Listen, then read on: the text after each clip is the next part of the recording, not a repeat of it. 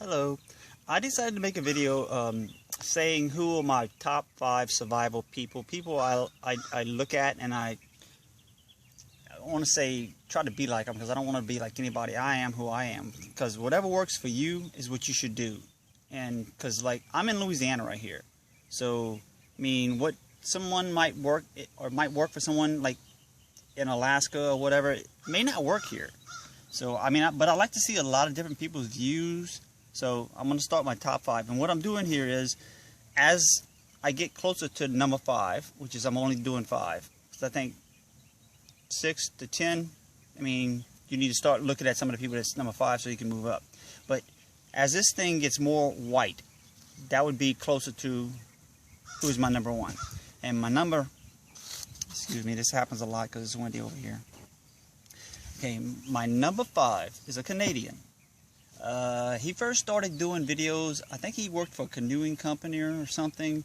Then he started doing, somehow he got into trail hiking and thinking, then he started taking which was, at the time, was like something you didn't do, was taking a camera, just your own camera, and you filmed your own experiences. And he used a multi-tool a lot, I noticed. But he would show you how to just take whatever was around you. And my number 5 is Les Strauss. Now, number 4, again, my opinion, he has good taste in women. His wife is really pretty. She's from Britain. She used to be a journalist. I don't know if she does anymore. He used to be a Green Beret, and he is a man's man. And he lives in New Orleans, I think, after Katrina. I don't know if he was raised here, but I know he is living in New Orleans. Mike Hawk. Again, my opinion. If you disagree, well, everybody's got an opinion. Okay, number 3. This is someone you probably don't know, because I found her on the internet. I've never seen. She doesn't have a TV show or anything. I think she was interviewed, but she really doesn't have a TV show. But she's a really smart person. Survival Lily. And I showed you this backwards, but I don't care because it's too late now. She was going to be number 3. This is what it's supposed to look like. She's cool. Check her out. Look her up on YouTube. She has a lot of videos on YouTube. I think she says she's from Austria. She has that really nice accent, Australian accent, like Arnold. So, number 3, Survival Lily. Maybe I should just improv this from now on, because I mean, nothing's ever going to go perfect, and I always look at it like, man, I just want this to be I want this to be entertaining for people, but I mean, I guess sometimes things happen. That's kind of like a survival situation. So, anyway, number 2. He takes a lot of risk, okay, in all his shows. And a lot of people, a lot of people say he's more of a daredevil. And he did, but I mean, if you look at some of the stuff, I think he's like the youngest guy to ever go to the top of Mount Everest or something. He was like 20-something.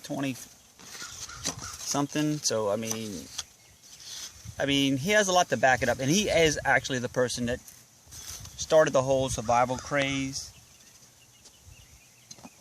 So I guess it's telling me wants me to turn it over. Bear Grylls. You may disagree. That's fine. That's what it's all about, man. If you don't agree with me, I don't. It doesn't bother me, because I mean, you have your way of doing things. I have my way of doing things. But I'm not going to go off. If any of these people on my list disagree with something I do that I really like, I'm not going to stop doing it, because that's something I like, and that means I'm going to do it more.